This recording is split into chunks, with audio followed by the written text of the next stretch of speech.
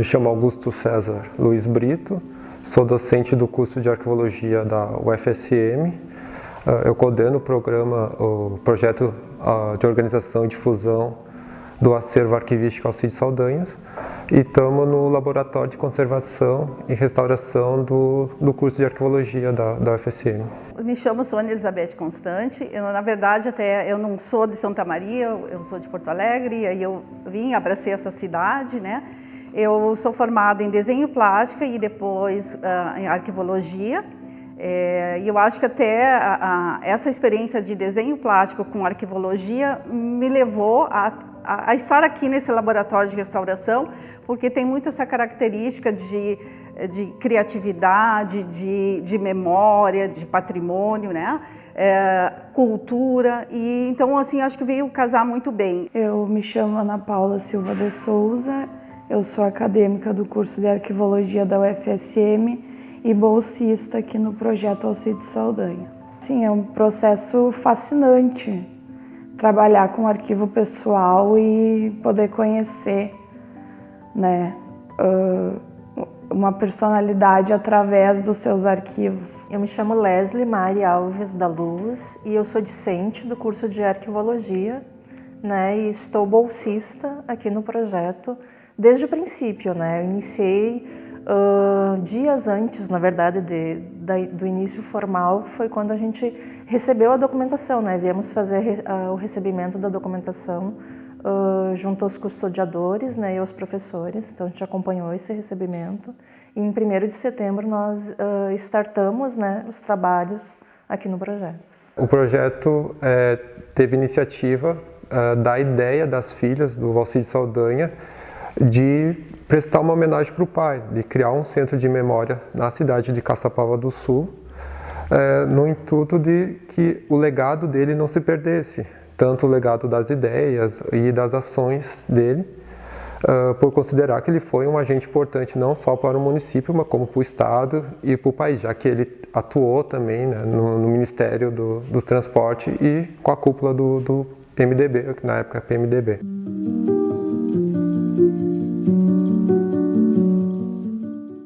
Alcides Saldanha nasceu em 1937 em Cachoeira do Sul, atuou como líder estudantil na década de 50 e a trajetória política dele iniciou na cidade de Caçapava do Sul, inicialmente como vereador e depois como prefeito da cidade, e também ele ocupou diversos outros cargos. Ele foi deputado federal, secretário de Minas e Energia no governo Pedro Simon e também chegando a ser ministro dos Transportes no governo FHC na década de 90.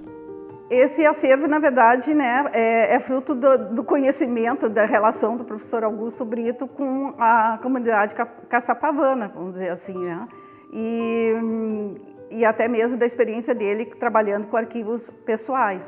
E isso aí é natural, isso é uma realidade nossa do curso, né? Trabalhar com esses acervos, que é uma comunidade bem diversificada, né? Se a gente for focar a parte de Caçapava, nós temos as séries, como a gente chama, que é quando a gente junta documentos semelhantes. Temos da época que ele foi prefeito, da época que ele foi vereador, e mesmo as outras épocas da vida dele se associa a Caçapava. Então são informações que não é só dele, não é só da memória individual e familiar, e sim a memória da coletividade da cidade. Então o arquivo, um dos grandes papéis deles é proporcionar o acesso à informação, e aí a partir dali as pessoas fazem o uso que elas quiserem dessa informação, né? Quando eu conversei com a Giovanna em Caçapava, no final de 19 para 2020, primeiro eu tive que explicar para ela o que era documento de arquivo, porque é normal, quem não é da área, misturar com de biblioteca, de foto é de arquivo, né? E a parte de museu. Então ela não tinha muita noção do que ela deveria trazer para nós. Ela mostrou um certo volume. Como todo o acervo que chega, né? Geralmente são, como se dissesse, acúmulos de documentos, né? São caixas que a gente não tem nem noção do que tem dentro, né? Então, assim, a partir daí, eu acho que começa a se fazer uma seleção, mas uma seleção que precisa se conhecer um pouco da pessoa. No caso, é um arquivo pessoal, né? Então tem que se conhecer um pouco do sujeito. E aí, por isso mesmo, foi feito um apanhado das suas funções e as suas atividades, para até então começar a fazer essa seleção. Mas claro que tem toda uma etapa, são procedimentos, né, específicos na nossa área, da área arquivística, e a gente segue isso à risca, né? O trabalho ele é bem sequencial do arquivo, né? Primeiro a gente teve que higienizar, né, por causa do estado de deteriorização do documento, até para preservar, no sentido se começou um processo de deteriorização, nós precisávamos estagnar ou para evitar que isso acontecesse. É a partir daí que nós fazíamos a identificação dos tipos documentais, né? E aí, dali extraindo as informações que a gente ia conhecendo e entendendo o contexto profissional do auxílio saudade, já que a maior parte dos documentos são profissionais, e também outros elementos da vida dele. E aí, com esses elementos, a gente podia pensar no arranjo, né, que é como nós organizamos um arquivo, esses de valor permanente, ou que seja histórico, que não vai receber mais documentos futuramente, já que ele está falecido. Então. Organizado, feito o arranjo, separado os documentos por série, tinha a ordenação interna, tem a notificação dos documentos para poder recuperar a informação, que é tu coloca o código, é como se fosse inventariar cada um desses documentos. E depois as meninas passaram um tempo digitalizando eles, porque nós também queremos proporcionar o acesso remoto, não só físico, no futuro centro de memória. Digitalizavam os documentos de maior dimensão, elas fotografavam, aí trabalhavam no Photoshop para poder ficar sem editar, né? Porque o documento ele tem que ser autêntico, fidedigno, não podemos alterar ele, mas de uma forma que ficasse apresentável para o usuário. E aí depois elas descreviam cada peça documental, pensando já no usuário, né? Que a descrição ela tem como produto um instrumento de pesquisa. E a partir, finalizadas essas etapas, temos o acondicionamento final, né, que é elaborar os invólucros, que é onde eles vão ficar conservados os documentos. Além de outros trabalhos, como a gente está elaborando o site do Centro de Memória, né, junto com uma empresa de Caçapava do Sul. Então a gente vai falando, nós queremos dessa maneira que fique apresentável, o acervo ele tem que estar dessa maneira para o usuário quando ele for pesquisar dentro do site. Né. E também todo o trabalho de como vai ser acondicionado na casa, lá em Caçapava do Sul, esses documentos. Então é essa sequência. E aí só que o projeto ele não vai terminar aí, né? Essa é a parte de organização. Depois a difusão ela vai ser constante, ela vai até extrapolar o nosso projeto. Né? A gente vai ter ações de difusão entre nós, mas depois as filhas ou se elas contratarem alguém para ficar responsável lá pelo acervo em Caçapava, ele vai continuar. Ações de difusão vai também depender muito da demanda, o que a cidade quer do centro de memória. Nós iniciamos nas etapas de higienização, né, na parte de conservação preventiva do acervo, né, higienização. E junto também a gente foi realizando a verificação dessa documentação, né, e análise dos tipos documentais para entender quais eram as atividades que tinham sido registradas naqueles documentos, né. E também a gente fez a pesquisa biográfica do produtor, né, do seu Alcides, que eu até então não o conhecia, né, a história dele, né. E também não conhecia muito a história de Caçapava. Então a gente foi fazendo essa imersão nos documentos e também em sites da internet, né, no CPDOC, para verificar, né, o que se tinha de registro dele. No Senado também a gente fez essa verificação para buscar entender quem era esse nosso produtor, né, dessa documentação. Para a higienização dos documentos iconográficos, né, fotografias, nós utilizamos uma solução de cola carboximetilcelulose com água deionizada para buscar, né, extrair as sujidades da superfície do suporte e deixar ele melhor apresentável. Então aqui já dá para ver, ó, que a sujidade vai saindo, esse excesso, né, vai saindo aqui no algodão Depois a gente vem com um seco para poder não deixar excesso de umidade também sobre o documento. Então note que essas fotografias aqui são fotografias centenárias, né? Do início do século XX, dos familiares do seu Alcides Saldanha. Então teve todo esse cuidado, né, na higienização para poder devolver à família os documentos em melhor condição possível. Bom, além da higienização, a gente se preocupou também com a questão do acondicionamento das fotografias, né? Então se teve um cuidado especial buscando um material neutro, né, que foi o poliéster, para embalar as fotografias. Então foi feito um invólucro para cada fotografia, e o poliéster é um tipo de plástico, então a gente pode tocar na fotografia, né, sem danificá-la e visualizando todas as informações, né, tanto da foto propriamente dita, como das informações constantes no verso dela. Então essa aqui é uma fotografia de março de 1903, de Aparício Saraiva. Após a higienização documental, então, como eu disse, a gente foi identificando os tipos documentais e também contextualizando esses documentos. A gente já tinha, né, uma ideia de que seria mais voltado mesmo aos cargos políticos dele, mas também percebemos que tinha documentos, correspondência pessoal, também homenagens que ele recebeu.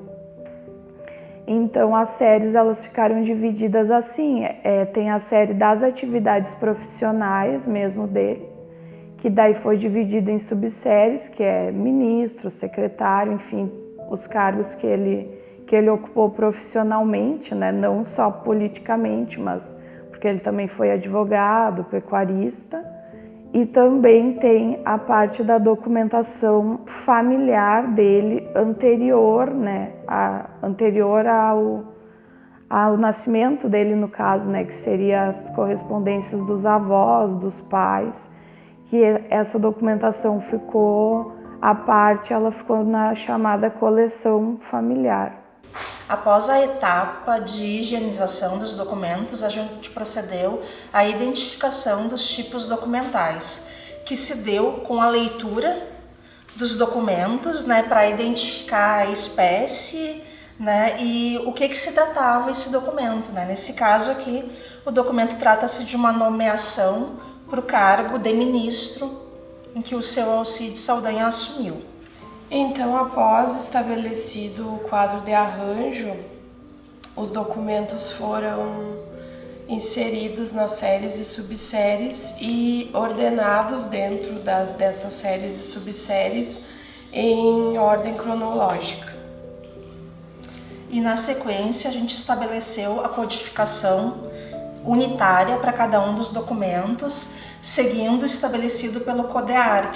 Então, a sequência padrão ficou BR de Brasil, AS de Alcides Saldanha, seguida da nomenclatura da respectiva série, que nesse caso aqui seria atividades profissionais e ministro.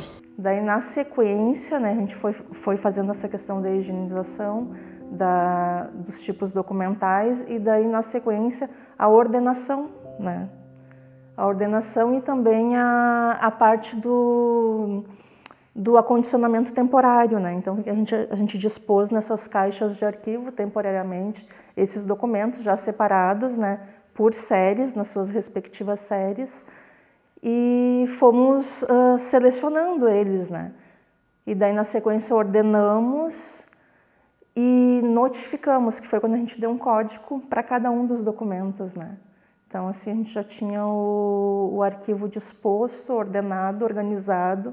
Daí a gente passou para a parte da digitalização desses documentos, né, para poder dispor deles em meio digital, né, não somente físico. Então a ideia é que quando as pessoas forem até o centro de memória, elas possam ver os documentos fisicamente, mas também pessoas de outra, não só de Caçapava, mas de outras regiões também possam acessar esses documentos, né. Os documentos, então, que têm dimensões maiores, que não é possível a gente digitalizar eles com o scanner, né? A gente, então, fotografa E então nós fizemos ali, temos um local, né, adequado para fazer essas fotos e depois faz a edição no Photoshop assim para deixar eles mesmo, né, no caso para não ficar aquela barrinha branca em volta, enfim, para ficar mesmo só como se fosse uma imagem fiel do documento, né, como um representante digital mesmo do documento físico. O que é interessante, né, que não são somente documentos da vida pessoal dele, né, tem documentos que é vida pessoal, mas relacionado com a família dele. E essa documentação, como é mais antiga, tem documentos datados da década de 1800, né, 1800 e pouco, 1900, são documentos que são mais antigos, então tem uma característica que dá para conciliar, vamos dizer assim, com outras disciplinas, que seria a própria restauração de documentos, a paleografia. Então a gente percebeu assim, a riqueza dessa documentação, né? E sem falar da vida dele, né? Da vida dele como já foi, acho que comentado, pecuarista, advogado e, acima de tudo, político, né? Porque foi a trajetória que marcou, né, ele como um ser político. Essa documentação, que a gente chama documento arquivístico, porque eles têm uma relação de um documento com o outro, nos permite conhecer ele, né? E isso é muito gratificante, e eu acho que a gente pensando assim, futuras pesquisas, vai ser uma riqueza muito grande para historiadores, usuários de modo geral, né? E além disso, eu acho que vai ter a oportunidade de divulgar mais a cidade de pensar num local próprio, específico para a questão cultural, de desenvolvimento, que eu entendo assim, ó, que memória, patrimônio, está ligado à parte financeira, econômica. Então, eu acho que vai ser um retorno para a própria comunidade, em termos financeiros também. Bom, dentro do acervo de Alcides Saldanha, né, trabalhando com ele, verificamos documentos datados desde o século retrasado. Esse aqui, por exemplo, é datado de 1850. Então, são documentos que já apresentavam, né, danos no seu suporte e que careciam passar pelo processo de restauração. Então, esse primeiro documento aqui, ele foi restaurado dentro da disciplina de restauração de documentos aqui do curso de Arquivologia da UFSM, onde a gente teve que entrar com reforço de papel japonês em vários pontos e também enxerto com papel artesanal, papel esse produzido aqui no Laboratório de Restauração de Documentos do curso também. É um projeto que possibilitou a inserção, um projeto extensionista que está dentro da proposta da disciplina, proposta curricular do curso, que foi a trabalhar com documentos de um acervo, que nesse caso foi da Alcides Saldanha, que nós oportunizamos que os alunos da disciplina de restauração de documentos tivesse essa vivência de fazer tanto a conservação preventiva, porque alguns documentos estavam em bom estado. Agora, tem alguns casos, como este aqui que a gente está mostrando, que foi necessário fazer a técnica de velatura. E o mais interessante é que a parte de enxerto, como a Leslie comentou, a nossa bolsista, é que foi feito, acho que a 4 mãos, né, Leslie? Sim. Então, assim, teve essa oportunidade. E além disso, salientar que esse trabalho, esse projeto, teve bons frutos e dentro dele foi a apresentação pela própria bolsista no Congresso Nacional de Arquivologia em 2022, né? E com um trabalho extensionista que vai ter o resultado do aprendizado e também da possibilidade de retorno de um documento finalizado, como esse aqui, que já está inclusive acondicionado num invólucro de poliéster, e esse aqui também depois a gente vai fazer um tratamento diferenciado. Essa etapa é a que nós denominamos de descrição documental, que é justamente elaborar um instrumento de pesquisa que vai ajudar o pesquisador a conhecer quais são os documentos e os seus conteúdos para realizar a pesquisa independente do objeto que esteja estudando. Então, nós lemos cada peça documental que já foi organizada, arranjada, ordenada e extraindo as informações dela. Aqui no nível 5, que é documento por documento, a gente pegou as informações básicas, como o código, que é o mesmo que respeita a notificação, além de espécie, tradição e o destinatário, produtor, mas o principal é o resumo, né, do conteúdo, que é esse que vai dar a informação para o pesquisador. Ao terminar a descrição do nível 5, que é o de peça por peça documental, a gente realizava a descrição serial, ou seja, da série ou da subsérie, o nível 3 ou 3,5, seguindo os descritores da norma brasileira de descrição, a NOBRAD. E no final, a gente vai juntar todas essas descrições para ter uma publicação que é justamente um instrumento de pesquisa, tanto no site do Centro de Memória, que vai ser o acesso remoto, como em formato físico para quem quiser então, pesquisar essas informações. Para o acondicionamento final dos documentos foram confeccionadas embalagens. Para a confecção desses invólucros foi utilizado um papel com qualidade arquivística, um papel neutro que não vai danificar os documentos.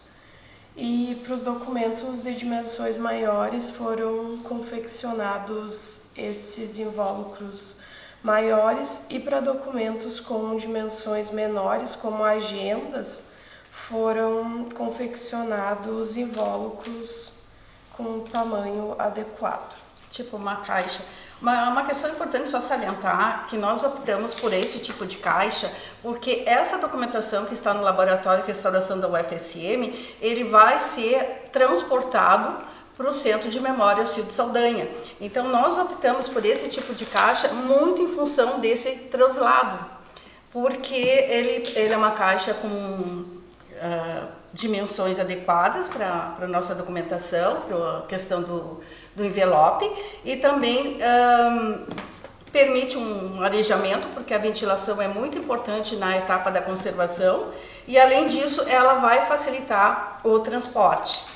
Outra questão importante, só para salientar, que toda a documentação pronta e já no envelope, ela vai para uma prensa que nós temos aqui no laboratório, e ela vai nos permitir que essa documentação, como no envelope, fiquem todos mais ou menos numa dimensão adequada e facilite depois o acondicionamento nessa caixa. Dá para perceber nessa diferença desse envelope aqui, que ele não passou ainda pela prensa, e aqui a gente já percebe, né, Ana, a necessidade de fazer algumas intervenções. Neste caso aqui seria uma conservação preventiva com pequenos reparos. A gente espera, e pelo que a gente está percebendo, isso de fato vai acontecer, né, ter um lugar, ter um espaço de memória, e que esse espaço de memória vai servir para toda a comunidade, tem a possibilidade de consulta via internet, né, uma consulta online para toda uma comunidade. Então ela vai ser para um público externo também, não só o público interno, o caçapavano. E quando a gente fala em preservação, e isso que a gente é bom salientar, que a preservação não é estática, ela, pelo contrário, ela é para sempre, ela é contínua.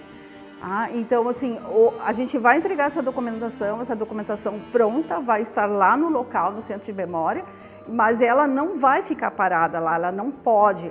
A gente vai ter que estar sempre buscando novos recursos, novas ferramentas, até mesmo ferramentas tecnológicas, né, para manter. Porque o suporte em papel, ele tem uma vida útil, né?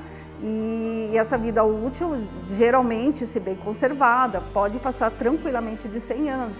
Mas a gente sabe que, se não houver outros investimentos, isso pode se perder.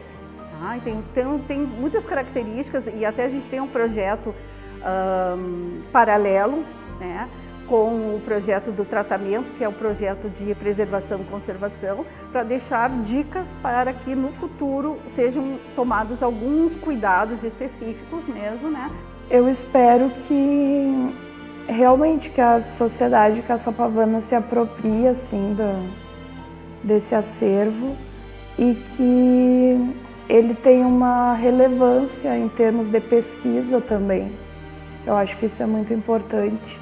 Porque, como eu disse, além de refletir a parte pessoal do Alcides, reflete, ao meu ver, muito essa parte da história coletiva de Caçapava, do Rio Grande do Sul e do país. Então, eu penso que, em termos de pesquisa, esse acervo vai ser muito importante. Para mim foi muito bom trabalhar no projeto, assim, foi um aprendizado imenso, porque eu ainda não tinha me deparado com os arquivos pessoais, né? Não tinha tido essa oportunidade de trabalho, então foi um aprendizado diário, assim, né? De todas as etapas, de todo o tratamento arquivístico, né? Então foi uma satisfação imensa poder ter trabalhado, seguir trabalhando, né? Aqui junto a esse projeto. Tenho expectativa assim que realmente a população ela deseje conhecer, visite, faça uso do Centro de Memória, né? Venha conhecer a história de Caçapava, a história desse cidadão importante para a cidade, né? Através dos seus documentos, e que o Centro de Memória possa fomentar, né, mais atividades culturais, né, que possa se manter bem vivo no entorno da comunidade. Se a gente for pensar a memória de arquivos pessoais, sempre tem que lembrar que não é aquela memória que ela vai ser bruta de tudo que a pessoa fez ou que está ligado extremamente à verdade, e sim à sinceridade, né? Ela fez uma seleção daquilo que ela queria deixar para a posterioridade. Então, ela pode negar alguns fatos, ela pode trocar o discurso. Então, a gente tem que ter um cuidado, né, com a memória, que a memória ela é seletiva também nos arquivos, né? Até principalmente nos arquivos. Então, mas é muito bom conhecer, né, porque aí mesmo tu detectando essas lacunas no arquivo pessoal, tu consegue elencar justamente os elementos da pessoa, né? O que ela queria atrás desse discurso, né? Então, quem for pesquisar, né, nesses arquivos, tem que ter esse cuidado, né? Quando a gente trabalha com um arquivo pessoal, é porque as pessoas não trabalham em vão. As pessoas estão vivendo aqui por algum motivo. Nós estamos aqui por algum motivo. Então, assim, eu acho que nosso dia a dia tem que ter um resultado, e a preservação é isso. Alguns vão dizer assim, vão compartilhar com novas gerações pedaços de cerâmica, outros vão compartilhar documentos, outros vão compartilhar acervos, mas de alguma forma nós vamos compartilhar alguma coisa para as novas gerações. E como isso é importante para a gente tentar entender nossos antepassados. E a gente tem tantos autores aí que nos motivam a isso, né? Então é um convite que eu faço para que a gente entenda que essa preservação é fundamental para que a gente mantenha essa geração e entenda aonde que estamos errando para melhorar o nosso futuro. O projeto nos reservou várias surpresas, né? Quando eu conversei com a Giovana Saldanha, que é a filha do Alcides Saldanha, ela me mostrou um volume de documentos que nós projetamos todas as atividades para um ano. Conforme ela vinha a Santa Maria, ela trazia mais documentos, então o volume foi o dobro. E quando a gente estava terminando no ano de 2022, fomos ser recepcionados na casa deles. Encontramos na biblioteca do Alcides Saldanha mais documentos, então teve mais uma leva. Não foi só na biblioteca, teve inclusive um baú, que foi uma surpresa muito grande, que ele estava num baú, né? Literalmente fechado, que lá a gente encontrou uma parte assim que foi riquíssima, pode-se dizer, né? E a gente só está apresentando um pouco só das fotografias que vão resultar no novo projeto agora em 2023, A gente vai tentar concorrer agora o edital FIEX e o edital Geoparque da Universidade Federal de Santa Maria, para dar continuidade a essa parte tanto de descrição, restauro, conservação, né, dessa documentação que seriam as fotografias com ênfase especial.